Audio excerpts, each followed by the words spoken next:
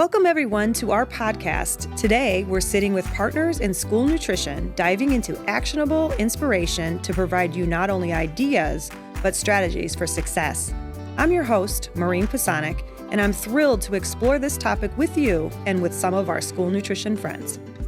I am so excited today to be sitting next to two of our industry professionals that are joining us here today at Innovation Academy. I have with me Pam Reitz and I have Phyllis Brannon, and you all have been, this isn't your first rodeo, so to speak. It's not your first show with Pisanick Partners.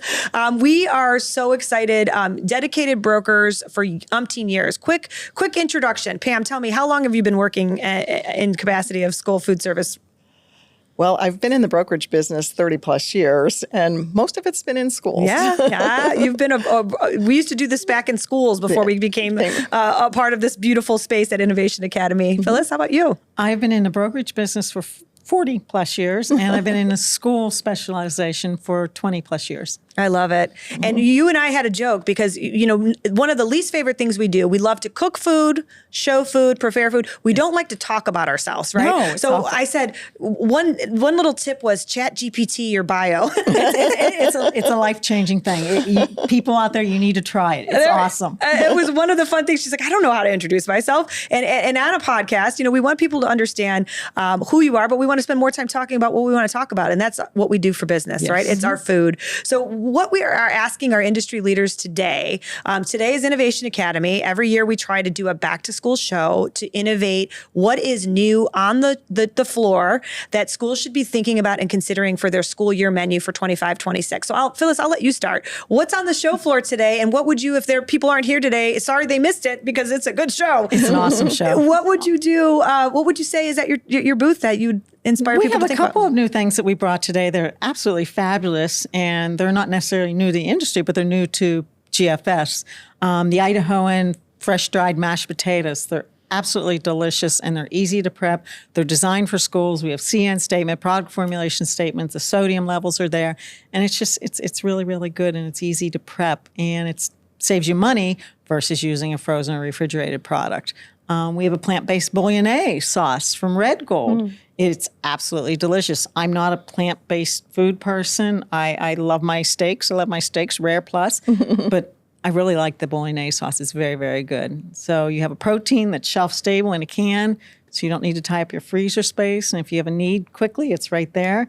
And what else? I have Marzetti fully cooked frozen pasta, which is great because it's quick, it's easy to prep. You don't need to worry about people getting burnt with boiling water and such. And yeah, it's just quick and easy. You're hitting a lot of pain points out there. So there's two things. Number one, staffing. You know, like how do we get products that kids like, that are quality, that we can really serve, that are something we're proud of? And we all know that dreaded phone call. You get a call off and you're thinking, oh my gosh, it's pasta day. How am I going to do this? So that pre-cooked pasta product is something to consider. Also, the other button you check there in my mind is, you know, I love a good steak too, but we know that we have savvy consumers, and we also have those consumers that will turn away from the lunchroom space because we don't offer a lot of plant-based items. Yeah, and there are a lot of vegan, vegetarian students. So we like to take your product, put it on our menu so that the school can see it right there virtually on their My School menu, hover over, see that attribute that it is, a product that meets that vegan statement, and be able to understand what they're eating and that they're welcome to the pasta bar just like somebody that wants the meatball, right? Exactly. Everyone. I love it. I love it. The mashed potato product you mentioned, many of the people, when I ask what a favorite lunch is, the mashed potato bowl is there. And so what I like about a product that you have is the ease of keeping up with the volume. So if you're a school and mashed potato bowl is your number one hit day and you're going, I need to take it off my menu, we don't have staff because we can't provide X amount of, you can when it's as easy as that product, right? Correct. So there are ways to really think about meeting your customers' needs, meeting them where they're at, and then keeping up the demand. I love those products. Absolutely perfect. I love those. Pam, what you got today? Oh, I got a couple things. I can't say just one favorite, but one of the innovative items that we launched with Foster Farms is what we call our bold bites. It's seasoned, diced, fully cooked chicken breast, and it is all breast meat. We have a garlic and Parmesan flavored one, and then we also have a chili verde one, which I've been doing more and more with. It's kind of my new little hot button seasoning. So they're great because they're fully cooked. You can put them on a salad. You can put them in a wrap. You can put them in a pizza, a pasta bar, any of the bowl concepts with rice and beans.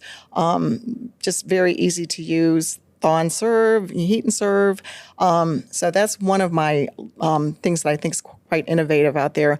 And then also we have an orange citrus blend juice. So with the price of orange juice being so expensive right now, this is an alternative and it tastes really good. And I think the kids actually will like it better because orange juice itself can be a little bit like tannic, a little bit of that bitey, acidy flavor profile. This is blended with orange, pineapple, and pear, and has a little bit of a citrus kick to it. So it's about 8 to 10 cents less than orange juice on average.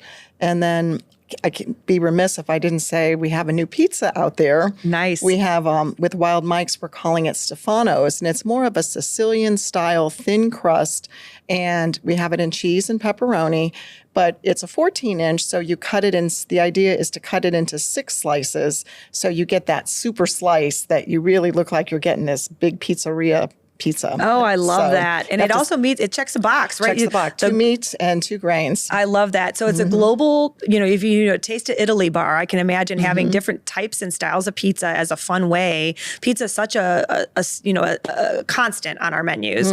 And to really think about creative ways to market it. I love the idea of having that almost like a New York style. Exactly. Yeah, thin crust. It's thin and crispy, but like I said, you serve it in 6 slices, so it makes a nice plate presentation, like you're really getting a lot. I love it. Yeah. Well, what you're bringing up are some, just as equally as important. Number one, spice and flavor. So, to take something that we know kids love chicken and add something like a chili verde to it. And not only do you get it in and the kids like it, it's not nutrition unless they eat it.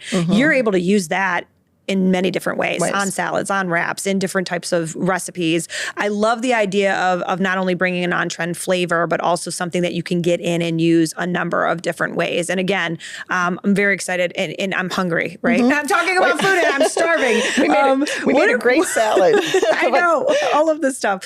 You brought up the cost of orange juice. And I think that's important because all of us know we love products that are quality. We love all of this recipe idea. We love meeting people where they're at with their equipment, what kind of staff they have. But one of the things that I think is on everybody's mind is not only what's in it, so that label transparency, Buy American thing this year, but also how can I afford it? Food costs have gone up. So if you can, give us some tips that you're talking about with your product lines when people are thinking about plate economy.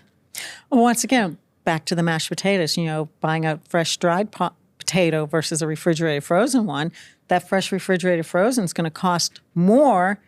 Meanwhile, the fresh dried is just as good, if not better.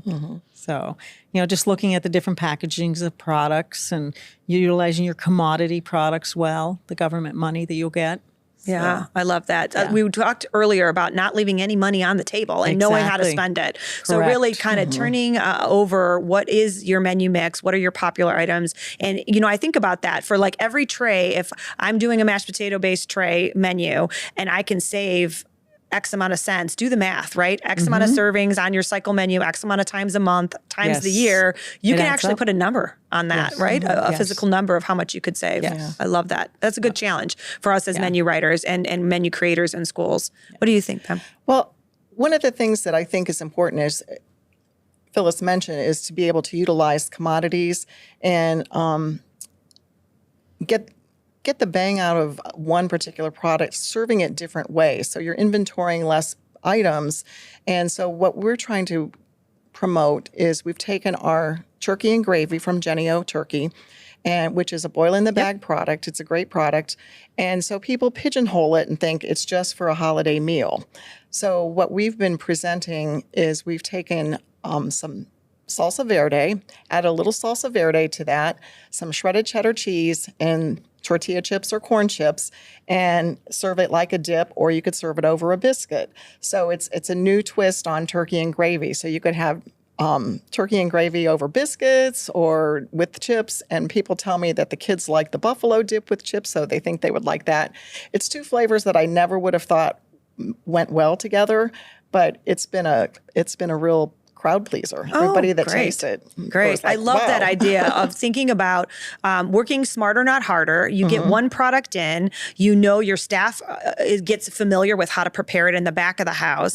And then every time you have that out there, even if you have it globally on trend, a different flavor and a different preparation, it's still the quality that kids get to know. I often say, for better or for worse, when you go to a fast food restaurant and you pull up and you order that special sandwich with lettuce, tomato, cheese, and a sprinkle of whatever, they standardize their recipes, and the taste expectation is met every time by having a consistent foundation so that when you go, it's not different, right? And so we coach our schools when we're training them, take this commodity food, find the ones your students like the best, your staff can use, and figure out how many ways you can put it on your menu. So I think that's a great suggestion for economy. One way we talk a lot about the products, both of you all are representing, is, it's not just about the products, it's about how you serve it. It's the flair, it's the sauce, it's the spice you might add, it's the garnish you might put on it.